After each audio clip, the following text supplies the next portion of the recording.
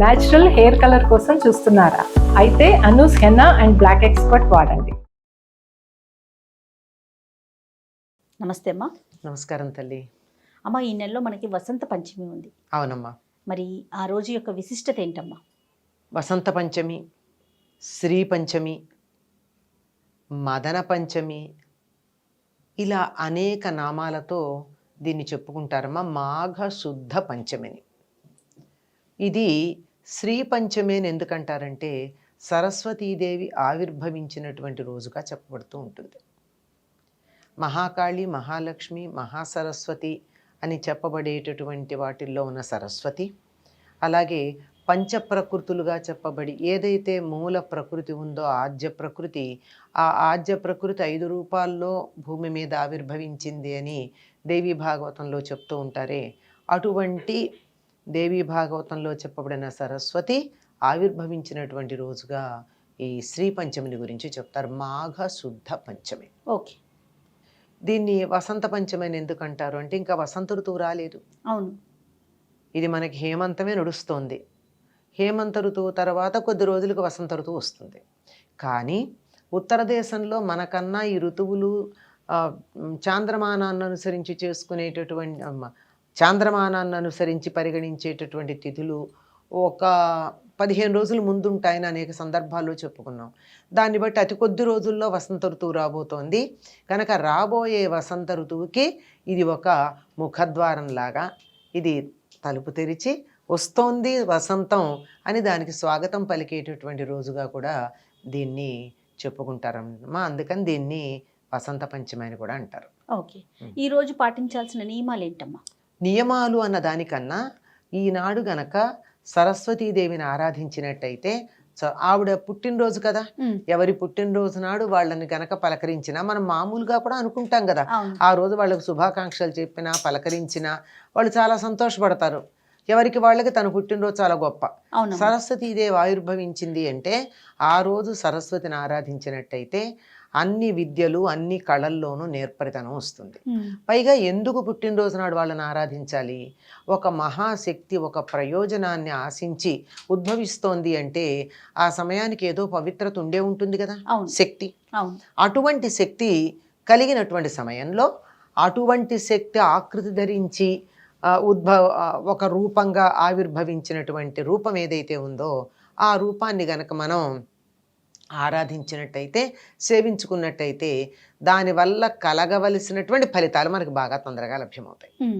పిల్లలతో ఏం చేయించాలమ్మా మరి? సరస్వతి మాత అనగానే మనకి పిల్లలే గుర్తొస్తారు, కానీ పెద్దవాళ్ళు కూడా చేయాలి. అంతే కదా. ఎవరికి చదువు కావాలనుకుంటారో, ఎవరైతే ఏదైనా ఒక కళలో, చదువు అంటే అక్షరాలు చదివేది ఒకటే కాదు, ప్రతి కళ కూడా 64 కళలు సరస్వతీదేవి అనుగ్రహం వల్లే కదా మనకి లభ్యమవుతాయి.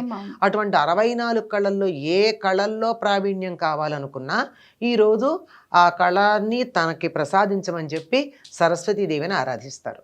మీరు పిల్లలు అన్నారు, పిల్లలతో ఆ రోజు ఏం చేయిస్తారు అంటే మన దగ్గర కొంచెం తక్కువ, కానీ బెంగాల్లో మాత్రం ఈనాడు పసుపచ్చని వస్త్రాలు ధరిస్తారు. ఎందుకంటే ఒక దీక్షగా చెప్పడం కోసం అనుకుంటా.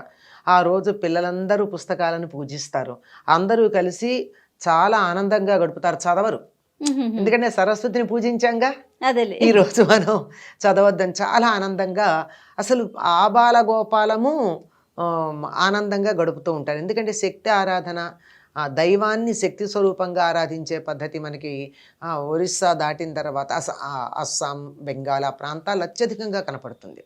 కనుక ఆ విధంగా అక్కడ చేస్తారు. మనకైతే ఈరోజు పిల్లలకు అక్షరాభ్యాసాలు చేయడం, పుస్తకాలు కళలు మొదలైనవన్నీ అక్కడ పెట్టించటం, వాటిని పూజించటం, సరస్వతిని ప్రార్థన చేయడం, ఇవన్నీ ప్రధానంగా చెప్తారు. పుస్తకాలు కళలే కాదమ్మా, సంగీతం ఉందనుకోండి, అది కూడా సరస్వతీదేవికి సంబంధించిందే కదా. చిత్రలేఖనం ఉంది, శిల్పాలు ఉన్నాయి, అన్ని కళలు. ఆ కళలకు సంబంధించిన వస్తువులు ఏవైతే ఉన్నాయో వాటన్నిటిని కూడా ఆరాధిస్తారు. మన సంప్రదాయంలో అదొకటి ఉంది. ఏమిటంటే దేవుడు అంటే విగ్రహంలో ఉన్నటువంటి దేవుడు మాత్రమే కాదు, ఒక విద్యని సాధించటానికి అవసరమైనటువంటి మనం ప్రాణం లేని వస్తువులు అని చెప్పుకునే ఉంటాయే, వాటిని కూడా ఆరాధించటం భాగం. అందుకని సంగీత విద్వాంసులైతే వాళ్ళకి సంబంధించినటువంటి తంబూరా, లేకపోయినట్టయితే వీణ, ఇలాంటి వాయిద్య విశేషాలు, తాళాలు, ఇప్పుడు నృత్యం అయితే వాళ్ళు తాళాలు గజ్జెలు పెట్టి పూజిస్తారు. అవును. ఇట్లా చిత్రకారుడైతే కుంచెలు క్యాన్వాసు రంగులు పెట్టి పూజిస్తారు. అట్లా ఎవరు ఏదైతే అది. ఆఖరికి ఈ రోజుల్లో చాలామంది ఈ సంప్రదాయంలో అయ్యో మేము పుస్తకాలు చదవటం లేదు కదా ఏం చేయాలంటే కంప్యూటర్ని కూడా పూజిస్తున్నారు. అవునమ్మా, సిస్టమ్స్ ని కూడా బొట్లు పెట్టేసి పూజ చేసుకుంటున్నారు. అంటే బొట్లు వాటిని పూజించమంటే వాటి మొహాన్ని ఇంతంత పసుపు కుంకం పూలు వేసేసి పని చేయకుండా పాడు చేయమని కాదు.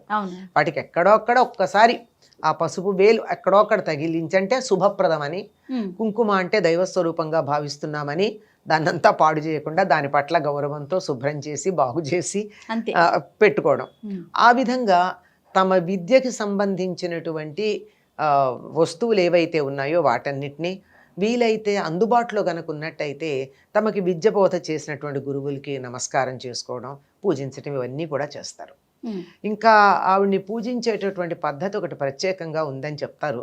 ఇది సరస్వతీదేవి ఎప్పుడో ఆవిర్భవించినప్పుడు ఈవిడ కాణ్వ శాఖకి చెందినటువంటిదని, ఈ కాణ్వ శాఖలోనే సరస్వతీదేవి పూజా విధానం కూడా మనకి తెలియజెప్పబడిందని చెప్తుంది. దేవీ భాగవతంలో వీటి వివరాలు ఉన్నాయి.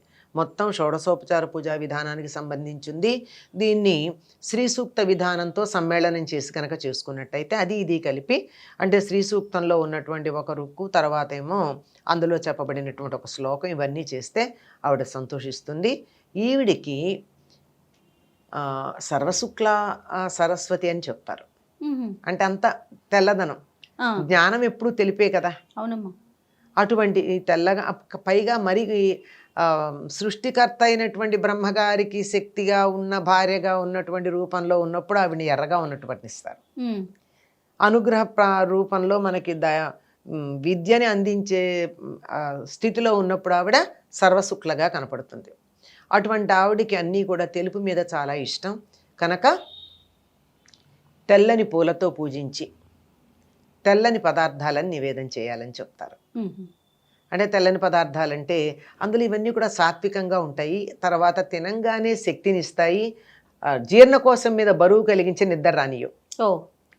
అది అంటే కొబ్బరికాయ లోపల తెల్లగానే ఉంటుంది, అరటిపండు పైకే రంగున లోపల తెల్లగానే ఉంటుంది అరటిపండు, తర్వాత వడపప్పు, పానకం, చెరకు. అంటే ఇప్పుడు మనకి దొరికే చెరుకులు వెదురుతో మధ్యలో వచ్చినటువంటివి, వెదురుతో మామూలు చెరుకుతోనూ కలిపిన సంకర జాతివి, అందువల్ల చాలా గట్టిగా ఉంటాయి. పూర్వం చెరుకులు మెత్తగా ఉండేవమ్మా, మా చిన్నతనంలో కూడా మెత్తగానే ఉండేవి, చాలా తేలిగ్గా ఇలా. ఇప్పుడు మనకి బెల్లం చెరుకులు మాత్రమే కొంచెం, బెల్లం చెరుకు అది కూడా కొద్దివి చిన్న చిన్న ఇంతే కణుపు ఉంటుంది దానికి, పైన ఎరుపు రంగులో ఉంటాయి. అట్లాంటివి కాకుండా అసలు మొత్తం అంతా మెత్తగానే ఉండేవి పూర్వం చెరుకులు. అటువంటి చెరకులు వీటిని ఆవిడికి నివేదన చేయాలి. వండి నివేదన చేసే దాంట్లో ప్రధానం ఏమిటంటే ఆవు పాలతో వండినటువంటి పరమాన్నం బెల్లం వేసి నివేదన చేయాలి అమ్మకి. ఆవు పాలు శ్రేష్టం, ఆవు పాలే కదా. ఆవు పాలు, బెల్లం, పంచదార అసలు సాధారణంగా దీనికి వాడం, అందులో ఇక్కడ కూడా అసలు వాడేది ఉండదు. అందులో తెల్లగా ఉండే పదార్థాలు ఏవైనా పెట్టచ్చు కనుక అటుకులు, బెల్లం ఇలాంటివన్నీ కూడా ఆవిడికి నివేదన చేయొచ్చు. ఓకే అమ్మా.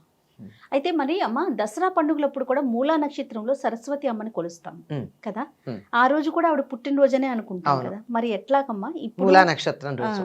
అది ఏమిటంటే యుద్ధం చేయడానికి వెళ్ళేటప్పుడు అక్కడికి బయలుదేరి వెళ్ళినటువంటి లలితాదేవి ఉంది కదా, భండాసుడితో యుద్ధం చేయడానికి వెళ్ళినప్పుడు లలితాదేవి నుండి మళ్ళీ ఈవిడ సరస్వతిగా ఆవిర్భవించింది. అప్పుడు అసలు మూలంగా ఉన్నటువంటి సరస్వతి ఈనాడు ఆవిర్భవించింది.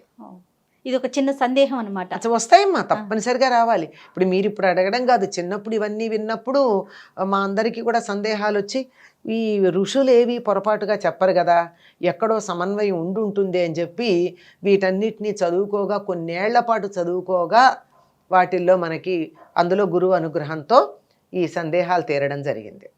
అంటే అనేక సందర్భాల్లో ఒకే శక్తి ఆవిర్భవిస్తూ ఉంటుంది కదా. అవునమ్మా.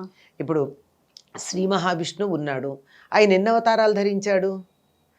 ఇన్ని అవతారాలు ధరించాడంటే ఇన్నిసార్లు పుట్టాడా అంటే అసలు మూలశక్తి అక్కడే ఉంది, ఇక్కడ మాత్రం ఈ రకంగా ఆవిర్భవించడం జరిగింది. అదేవిధంగా లలితాదేవి సందర్భానుసారంగా ఎన్ని రూపాల్లో ధరించింది? వాడు శుంభుల్ని సంహరించటానికి సరస్వతిగా అవతరించింది ఆవిడ. అందుకని మూలా నక్షత్రం రోజు దసరా పండుగలప్పుడు మనం కొలుస్తాము. ఆ, ఇప్పుడేమో ఆవిడ ఆవిర్భవించిన రోజు కింద అసలు మనం మొట్టమొదట మహాసరస్వతిగా ఆవిర్భవించింది ఇది. ఇప్పుడు మనకి తేడా ఉంది.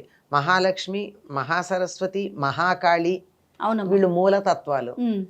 ఈ మూలతత్వాలు కాక బ్రహ్మ విష్ణు మహేశ్వర్లకు శక్తులుగా ఉండేటటువంటిది బ్రహ్మగారికి శక్తిగా ఉండేది సరస్వతి, మహాసరస్వతి కాదు. సరస్వతి మాత.